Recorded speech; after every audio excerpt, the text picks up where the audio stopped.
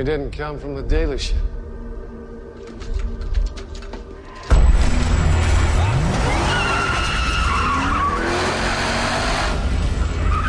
Shut down the engine and get out of the car!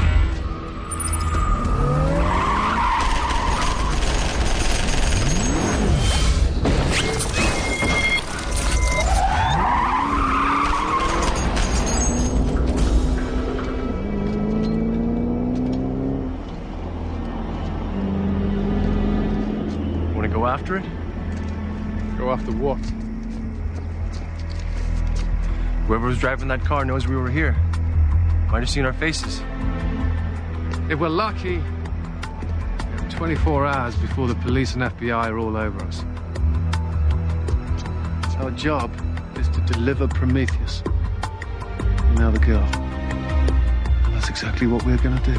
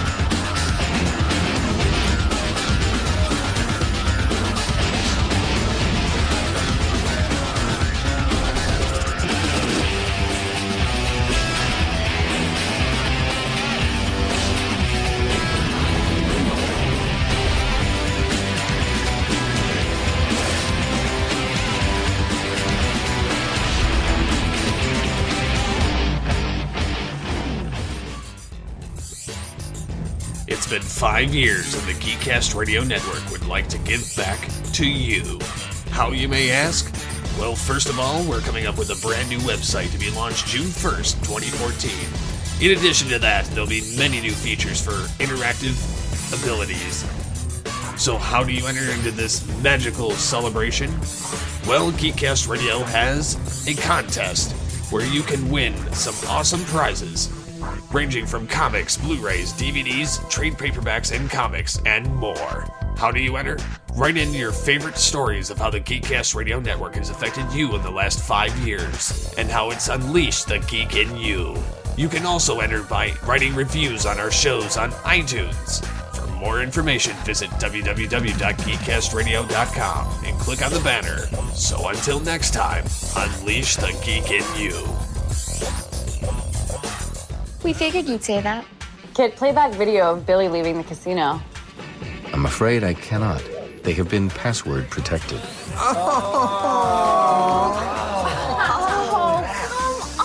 See, ladies, what happens in Vegas stays in Kit. Hello and welcome to Beyond the Night, brought to you by the GCR, and I'm one of your hosts, TFU and Mike. Joining me is Dion the Facebook Killer Man.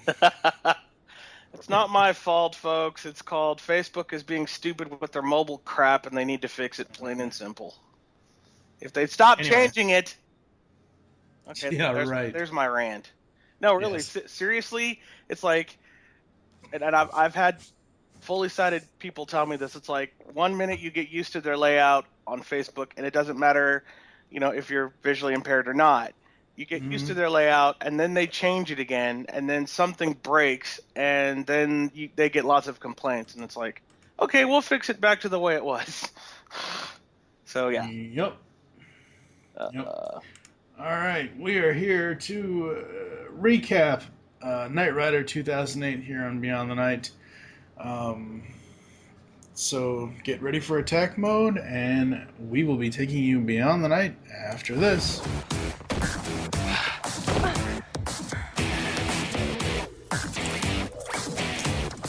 $5 she takes him out.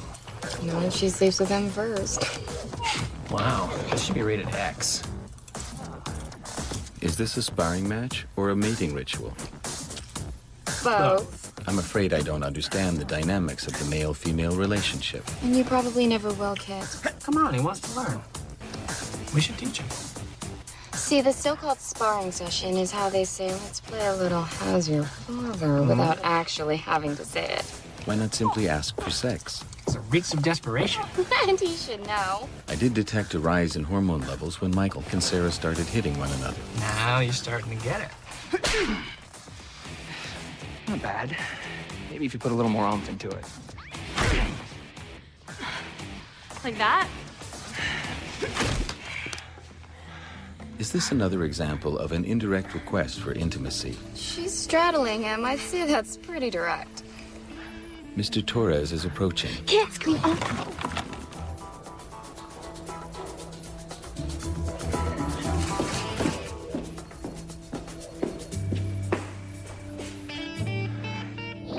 Mike. Yeah. Briefing in 10 minutes. You're going out.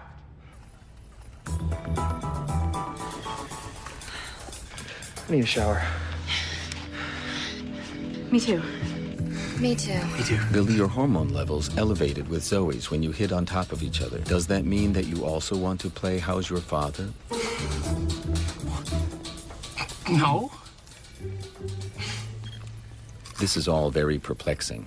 All right, ladies and gentlemen, this is it, the second to last episode of the podcast. As I said in episode 48, originally I was going to have this show go to 55 episodes, and then I just said, screw it. We're going to do one grand finale at episode 50. We're going to talk about all things Knight Rider in a big general discussion type podcast. But here today, we are here to recount Knight Rider 2008. As always, we have favorite moments, least favorite moments, favorite characters, least favorite characters, episodes we love, episodes we hate, and just other general thoughts on the series altogether. So, all right, let's start off with favorite moments. For me, everything with Kit and the rest of the characters. This entire series, to me, was very heartwarming. The casting was perfect. The characters were great. I didn't dislike any of the core characters, meaning Mike, Sarah, Billy, Zoe, Kit, obviously. Right. Other thing. I guess there really isn't a favorite moment, but it's kind of interesting for the casting. The fact that Batman and Ice from Top Gun are also Kit. Val Kilmer did a damn good job as Kit. He did really well, and I'm really impressed with Kit. They kept the heart for Kit. It really was actually a good thing, because I think had they changed that, I think the show would have lost a lot of viewership. I think it would have lost a viewership. I think also, though, kind of on a sad note, I think they should have stuck with the original 22 episodes, kind of, repeating what the original Knight Rider did in 82. But, what are you going to do? This is NBC, that was then, this is now. But, and I know that David is older, and we talked about that in like the very first, the very first episode for 2008. David is older, and I would have actually liked to have seen the 2000 model and the 3000 model working side by side. Yeah, it would have been kind of cool. Other favorite moments for me, any action scene, the attack mode transformation and turbo boost, even though it was very underutilized in this series. Yeah, it wasn't used as much. Anytime Kit modified his look to homage other classic Mustangs or classic cars, that was awesome. Yeah, that was always awesome. His Halloween costume was great in the Night of the Living Dead episode. That was awesome. One of the favorite moments for me was Alex Torres actually getting killed. I'm sorry. I shouldn't say that because I know it's acting, but it's very true. It's like, okay, look, Grayman was right. You should not have reactivated Carr after he died. There's a reason that Carr was disabled. Mm-hmm. I mean, I like what they did with Carr and having Carr return and having Peter Cullen return. I like the twist on Carr. I like the big 'Cause robot. that's what I'm saying. That's Right, the right. twist. You know, the fact that it basically the AI for Carr is basically needs he needs a driver in order to function the way that he was supposed to function. I absolutely love that. Right, because Mike Tracer was the original driver Yeah. of Carr, but they wiped his memories. And the other thing too is, I would have actually liked to have seen an episode where Mike is able to access through computer files everything that they wiped from his memory. Yeah. Because obviously he had been in Iraq. He had been the first one to drive Carr, and they wiped all that from him. And Grayman warned him. He said, he's going to come looking for you. Yeah, well, and Torres didn't exactly listen. Yeah, Torres was a pompous ass. And it's like, if you had listened to Grayman, you wouldn't be in this predicament. Yep. What other are some of your favorite moments from this series? Kit voicing a woman and being himself. Don't ever do that again. Because it actually, in my opinion, it actually did show that a car could have a bit of a sense of humor. And I know the original Kit did, obviously, but it brought this one, the 2008 Kit, the Night Industries 3000, brought a lot. It brought a little bit more out in that realm. Also, the fact that Kit could actually blind people. Yeah, that was pretty awesome. Wicked. The fact that I like the fact that in this one we didn't use comm links. We didn't. Well, they did. Did they? Did they use the watch? I don't think. No, they didn't use the watch, but they used the earwig. They used the technology of today. So it's like a comm link. It's like a comm link, but it's not the watch. It's not the. No, it's not the watch. I mean, people have the time on their phones. They don't need it on their wrists. Right. I'll have to go back and try to dig this out, maybe for the grand finale, to see who actually who was the female voice when Kit spoke as a female, because I don't think it listed. I don't know. I don't know. Which episode was that? I'm trying to even remember. I don't remember. I'd have to look. We'd have to both have to look. I'd have to look it up. But anyway, it was my thing is talking about sex. I know that much. Yeah. It's like you have a lot to learn. Yeah. I know that the reason why I want to know about the female voice is because I know it's not Patricia and I know it's not Rebecca, but how cool would it have been if it was? That would have been awesome. Yeah, exactly. Or you know what would have been even cooler is if they had gotten Pamela. No. No? No. You know what I'm talking about, don't you? Yeah, no. Come on. You don't need her in there, no. Well, she was in 2 episodes. Yeah, but Bonnie and April were the damn mechanics. To hell with a guest star for 2 episodes. I mean, seriously. I mean, if you're really gonna throw somebody out there, put Ann Turkle in there. Put friggin' Adrian as the voice. As the voice, yeah. Yeah. So, all right. So, least favorite moments. Honestly, this series is damn good. I didn't find anything that totally was like, oh my god, this show's. I think there were some moments that you and I spoke about that could have just been left out. Yeah. Some of the plots, but they weren't all bad plots. They weren't like horrible plots. There were just some that could have been, okay, you did this plot. Why? You did it, it just... Yeah, but I mean, it wasn't anything like TKR where we were just constantly like, oh my god, this sucks. Hey, Universal, you should have had Hasselhoff in that last episode of TKR. Just saying. Yeah, it's too little, too late now. Yeah, it is. Favorite characters, honestly, I like them all except for Torres. Sadly.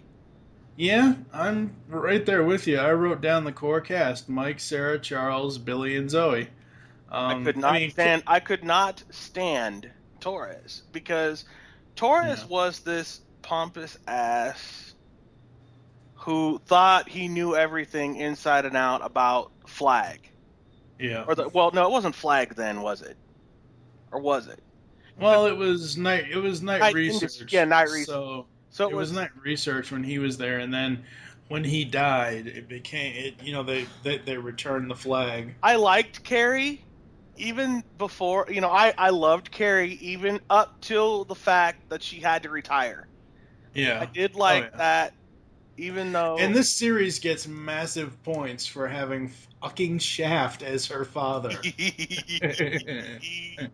I went and looked at that and I'm like, that's just awesome. And I didn't know that was really him. I thought it was just some actor, somebody else. I didn't know that was really Shaft. The only reason why I know is because I saw the Samuel Jackson movie and they gave him a cameo in that. Right. That's the only reason why I know. Mm-hmm. Least favorite characters, obviously Torres. I mean, we've said enough about him so much. Yeah. And I wrote down, some of the other villains of the week. There were a few. There weren't immediately. There are very few, but there were some that, like the bank job. Seriously. You're going to break into the bank for mob names? Come on, that's just... Yeah. I mean, other than that, there really aren't too many, characters that we could hate on in this. Because it mainly centers around the core cast. It does. Sarah, I kind of like the fact that they dug into... I think they had dug into Sarah's past a little bit.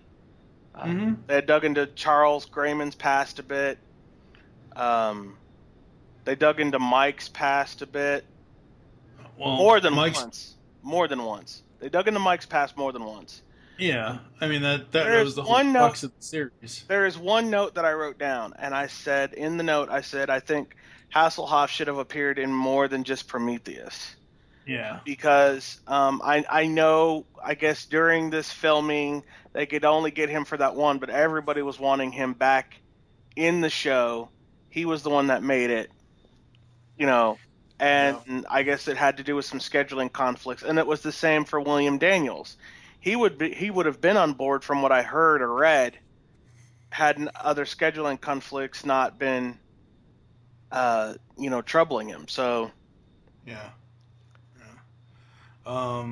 For episodes we hate, I honestly only have 3 that I wrote down: Exit Light, Enter Night, Fight Night, and Fly By Night. Those are the 3 I wrote down.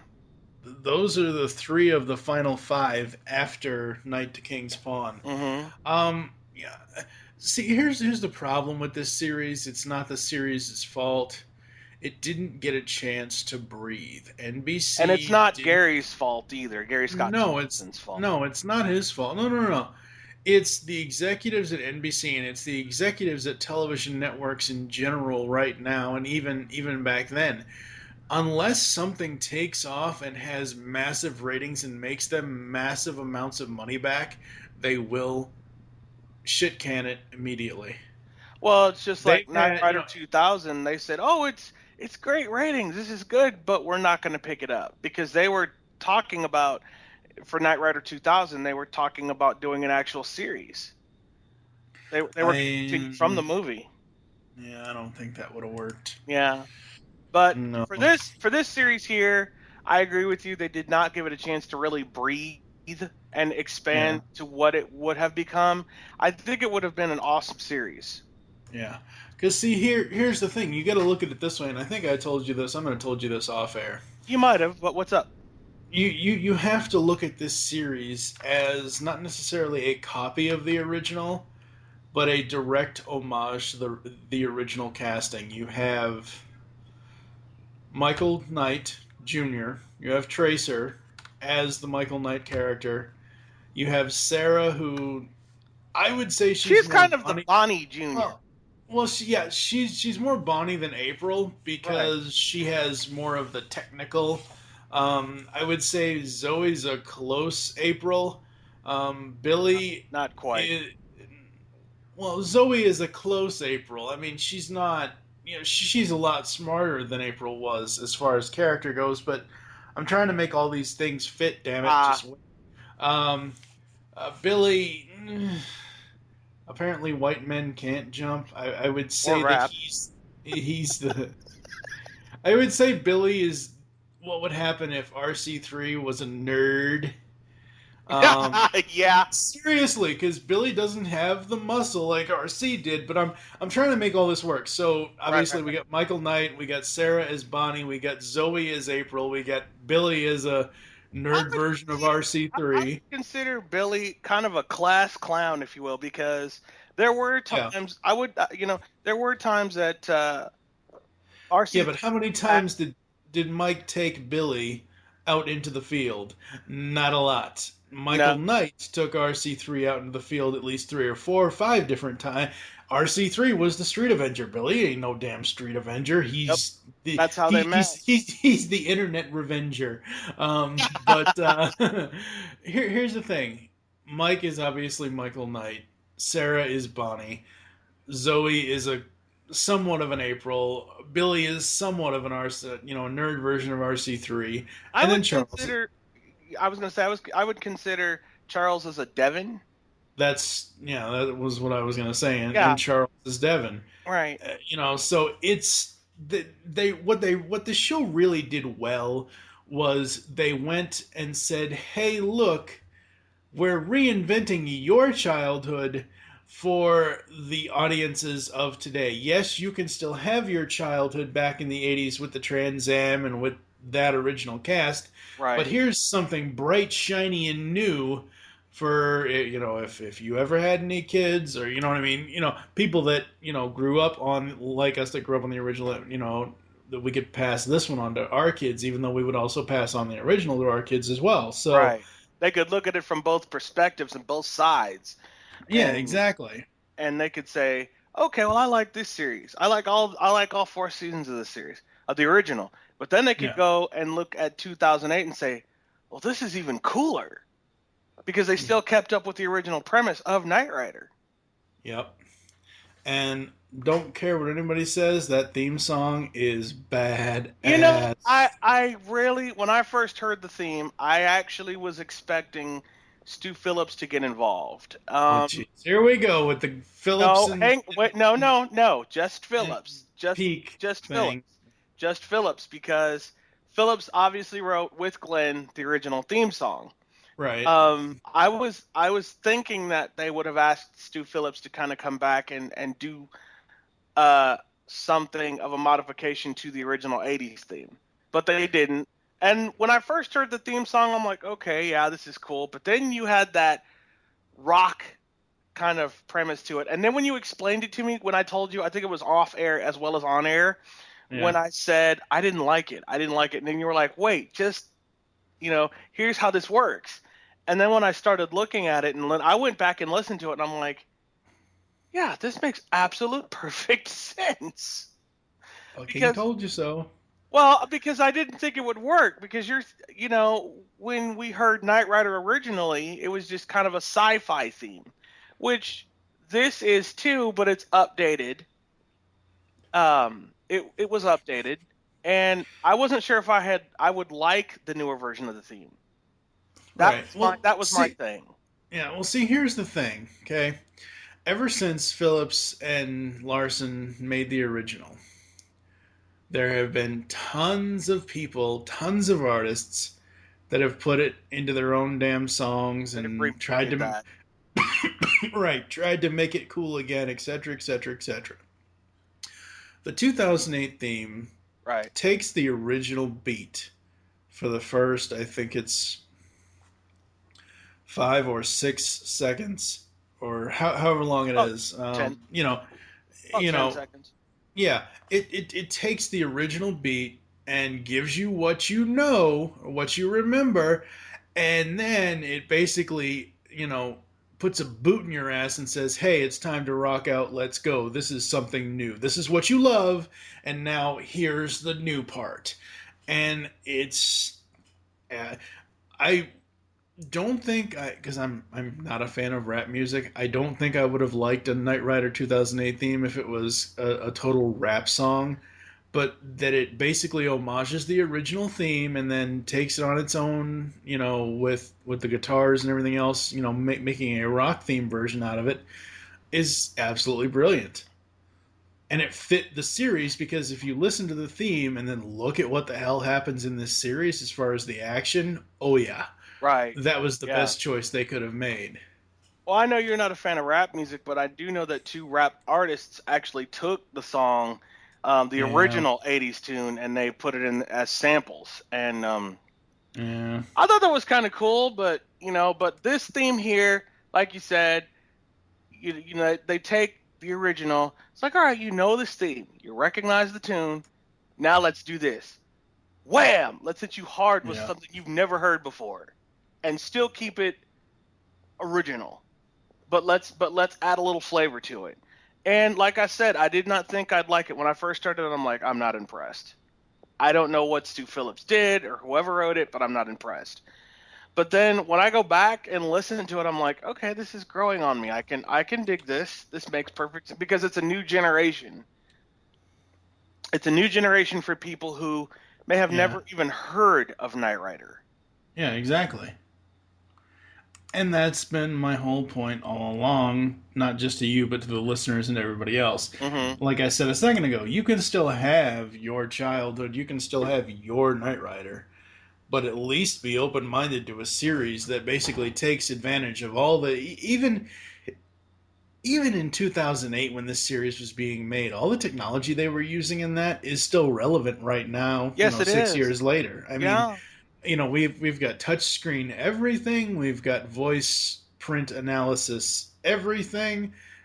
So I mean, for a show that only lasted 17 episodes, which should have been longer, season 2, 3, or 4, whatever. The technology over 6 years has really held up. So that's a good thing. Whereas you look at, I would say from 86 to about 90. The time that the classic ended and, going into the 90s, technology was still evolving and changing back then. And it's still evolving and changing now. Right. But there's more of a difference. It's changing faster. Exactly. It's changing faster now. And there was more of a difference in what they could do back then in 1986 and then fast forward 4 years to 1990. And whereas now you fast forward from 2008 to now, it's like, hey, all this, it's still here. We're just improving on it every year. Right. But overall, like I said before, I love a lot of the plots. I know you didn't particularly care for this part, but I love how they homaged and also made it original of how Mike got shot. I didn't understand it at first. Then I had to explain it to you. Well, because I'm thinking, okay, well, the reason I didn't understand it was, okay, were they going to kind of do the same thing? Not the whole casino thing, because you don't want to play that whole plot again. You don't want to do that whole thing. What I didn't understand is, okay, why would you be on assignment and then get shot? Well, wait a minute. That was my whole. That's where I got confused. Because he's kind of he wakes up and he's like, "What did you do to me?" Right. And she's explaining. Mike Tracer is no longer exists. He's dead. He's dead. Yeah. But see, here's the thing. You're saying because he was on assignment, it confused you. Yes. Michael Long was on assignment. He was, security for the casino and the dude there. But he was shot by an enemy. That's the difference. Okay, that's the difference, but yeah. But see, here's the thing. What are they going to have, are they going to have the chick that was in that episode kill him? No. it makes more sense to make it an FBI cover-up, because technically, if you look at Michael Knight Sr., Michael Long's life, his entire life is a cover-up once he becomes mystery. Michael Knight. Yeah, exactly. It's a mystery. Yeah. So it's homaging how Senior went out while making it its own thing, and that's, I guess that's the whole point here, is that right. the original the 2008 series can homage the original all at once, and that's all well and good for us longtime fans, but it also has to give something new and a different twist on certain things for the new fans, and that's a good thing. And it is, I mean, once you explained it, I was like, okay, that makes sense. Because, like I said, just like you said, in the original series, it was shot by Tanya Walker, and then, he becomes Michael Knight. And then in this one, he's shot by Carrie Revi. In 2008, Mike Tracer is shot by Carrie Revi. It's all over the news. We got to give you a new name. Mike Tracer no longer exists. He's dead. Yep. So there you go. Yeah. All right. Any other final thoughts on the 2008 series, sir? Not really. Just the fact of, I know we've covered a lot of things. I think that the series should have lasted longer. I wish that NBC, like we said a few minutes ago, had given this an opportunity to breathe and an opportunity to expand. I really don't think there should have been a reboot the way it was timed. I think that's what kind of caused its downfall. Yeah. Oh, no, I really agree. I really think the reboot caused its downfall. I know that some networks will do like 5 episodes of a show just to see if viewers like it. Okay, we got these 5 episodes. Check this out. All right. So we have 10 more in the can already done. Yeah. So here's 10 more of them. Oh, we still like it. Okay.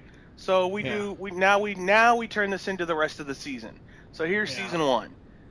Everybody still likes it, so then we'll do 2, 3, and 4, or however many seasons people want, and until people get tired of it, or if the network just sees that the viewers have just declined in the viewing of the show. See, I think Knight Rider 2008 came at a time where the world of television watchers wasn't ready. The series is amazing. It's great. The problem is the model back then. Now, networks now, like NBC, ABC, CBS, Fox, they are now understanding how television nowadays should work.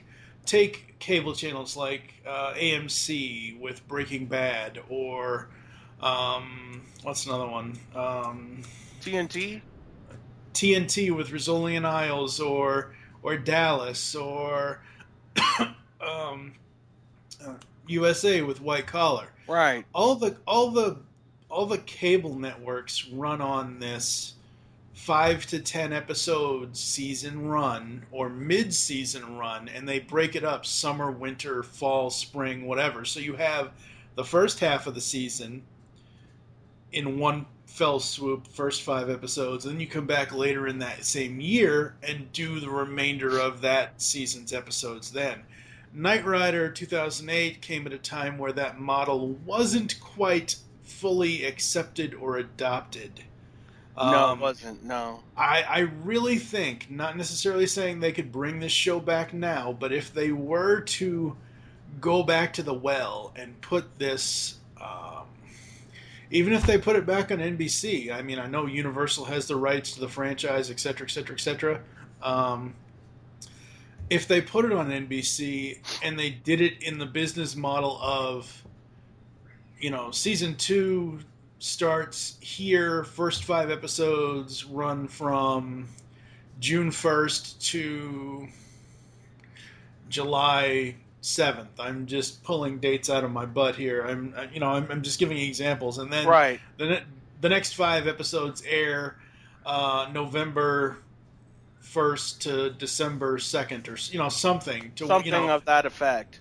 Yeah, and it would succeed. Now, I understand that the advertising, I think Ford dropped the ball on that because it was not cost effective. It was actually Ford that was advertising it first, and then they just kind of backed out slowly from it.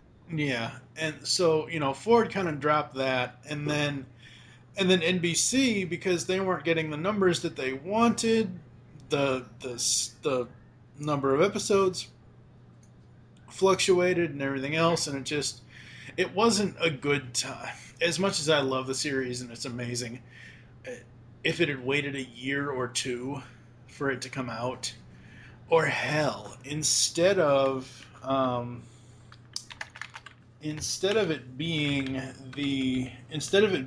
26 years after the original series, they could have waited until the 30th anniversary in 2012. That and done would it have then. been awesome. Yeah, that would have been awesome. Overall, Knight Rider 2008 is an amazing series for what it is. There are a lot of things to like about it. There are a lot of As a super fan of Knight Rider, I caught a lot of stuff rewatching this that homages the original 1982 series, because this is not a reboot. This is a direct continuation of the original series. And that's what everybody thought this was going to be, was a reboot of the show. Yeah. They thought this was a reboot. Not even though I watched, when this came out, people were like, "Well, this is a reboot. It's a reboot of the..." No, it's not a reboot. It's a continuation. Of the show, of the original show. No, there's not. Right now, there's not the Foundation for Law and Government, not right now, but there's Night Research, and that's pretty close enough. Mm-hmm. This has been updated. They're doing different things. They're trying different things, things of that nature. So what I like about this series too is you see kind of things that are going to happen in the episode. So you see kind of a little bit of what's happening, then you go to the theme song, and then you go to the rest of the show. Mm-hmm. I like that, because it kind of reminds me of when TV used to be, when they would do that with certain shows. Mm-hmm. Whereas in the original show, you saw clips of what was that episode. Then you have the theme song, then you go into the entire episode.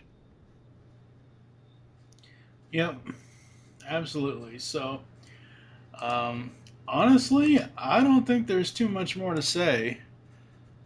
Great show. If you guys haven't seen this, like Mike and I are telling you, I mean, if you guys think we're making this up, we're not. We're really not. Go buy it on DVD. You can catch it on iTunes. iTunes. I think Netflix has it. Do they not? No, they don't. They don't. I don't think so. Last time I looked, they didn't. Unless they decided to grow a brain. But grab the original series from iTunes. Grab the original series, or from Hulu. Just anywhere you can watch it. I think Amazon. I know Amazon has this stuff, but also get the 2008 series. Get them both, watch them both, and you will just see how in 25 to 26 years they have evolved. This is not a reboot.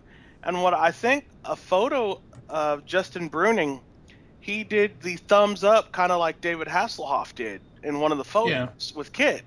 He did the thumbs up with Kit, and I thought that was kind of an homage to the series too, so that was neat. Yep, absolutely. So, all in all, and Mike, this may just kind of, I don't know if we're doing 5 Kit cars or not at this particular jump. Yeah, we can. I give this series, even though it didn't get a chance to breathe, I have to give it 5 Kit cars. I really do. Because I can look past a lot of the villain of the week stuff.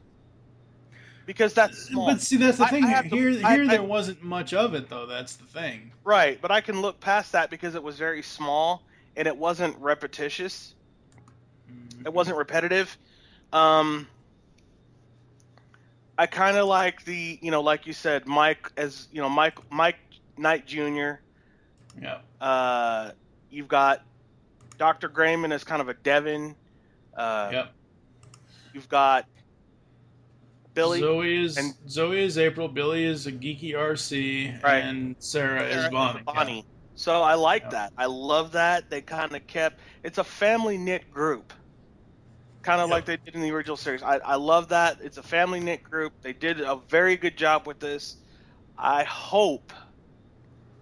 I mean, and I kind of like you. I hope that they're able to bring this back again, but maybe give it more of a push, because they didn't really get a chance to really get it off the ground at first. They really didn't, and I was hoping that they would have. Yep. I hear you writing. You're looking at something. There was a second season campaign, but that's died down. That was a while ago. Yeah, it was after the first season was done. They were actually campaigning for a second season on NBC, and a lot of fans wanted that. Yep. It's not... I would have bought that second season, trust me. Oh, yeah, most definitely. Alright, well, that's going to do it. Thank you for joining us here on Beyond the Night. There's always get in contact with us to leave feedback for the show. Visit the website, GeekCastRadio.com, where you can comment on each and every one of our episode posts. Email us feedback at GeekCastRadio.com. Follow us on Twitter at Beyond the Night is the show Twitter. Mine is TFG and Mike. You can also follow at GeekCastRadio. What is your Twitter? The Music Man 08. Become a fan on Facebook. Go to facebook.com/GeekCast Radio Network. Call the voicemail line. Tell us the show you're leaving the message for and your name. 502-526-5821. We hope you enjoyed this second to last episode of Beyond the Night. We wish you'll join us in September when we'll be going over the entire Knight Rider franchise for the Beyond the Night grand finale. You mean we have to touch TKR again? Briefly, ever so briefly. Okay, I can breathe. We'll curse at it all the time. For now, I am TFG and Mike with... The Music Man 08, Dion. Kit, close the show. Sir, a Knight Industry vehicle has just been taken. We must stop them. Car, stop! Kit must be stopped. No. Kit is no longer important. You have everything you need. Let him go. My analysis indicates that Kit is a potential threat. I will not allow for the possibility of being shut down again.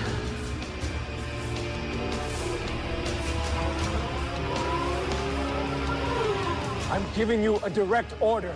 Stand down. I take orders from my creator, Dr. Charles Grayman. Grayman is dead. I'm next in command. You take orders from me. Your reasoning is correct. You are, in fact, next in command. I do take orders from you.